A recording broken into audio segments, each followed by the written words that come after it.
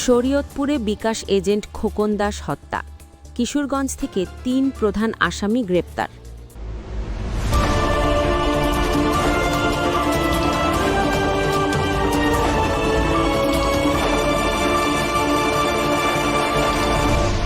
Channel CB. শরীয়তপুরে চাঞ্চল্যকর খোকন দাস হত্যা মামলার প্রধান ৩ আসামিকে গ্রেপ্তার করেছে র্যাব। ছিনতাইয়ের পর চিনে ফেলায় জীবন্ত পুড়িয়ে মারা হয়েছিল এই ব্যবসায়ীকে। কিশোরগঞ্জে র্যাবের বিশেষ অভিযানে ধরা পড়ল সেই ঘাতকেরা। দর্শক, গত ৩১শে ডিসেম্বর রাতে সৈয়দপুরের পালং এলাকায় নৃশংস এক হত্যাকাণ্ডের শিকার হন স্থানীয় ফার্মেসি মালিক ও বিকাশ এজেন্ট খোকন দাস। সেই ঘটনার মূল ৩ হোতাকে আজ ভোরে কিশোরগঞ্জের বাজিতপুর এলাকা থেকে গ্রেপ্তার করেছে র্যাব ১৪। গ্রেপ্তারকৃতরা হলেন সোহাগ, রাব্বি এবং পলাশ।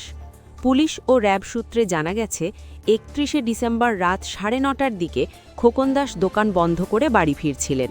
পথে তিলই এলাকায় ওত পেতে থাকা একদল ছিনতাইকারী তার উপর হামলা চালায় এবং দেশীয় অস্ত্র দিয়ে কুপিয়ে তার সাথে থাকা টাকা লুট করে নেয়।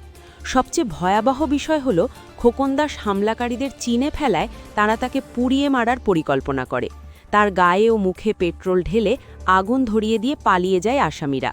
চিৎকার শুনে স্থানীয়রা তাকে উদ্ধার করে প্রথমে শরীয়তপুর সদর ও পরে ঢাকা মেডিকেলে ভর্তি করে। সেখানে চিকিৎসাধীন অবস্থায় মৃত্যু হয় তার। শরীয়তপুরের পুলিশ সুপার রওনক জাহান জানিয়েছেন, মৃত্যুর আগে খোকন দাস নিজেই আসামিদের নাম বলে গিয়েছিলেন। গ্রেপ্তারকৃতরা এলাকায় বখাটে এবং মাদকাসক্ত হিসেবে পরিচিত।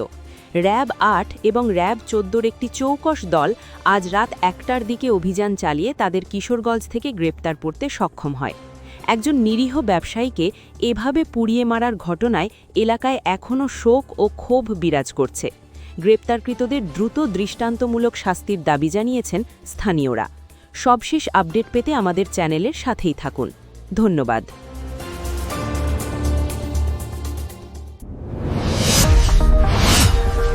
Subscribe now for daily news and updates.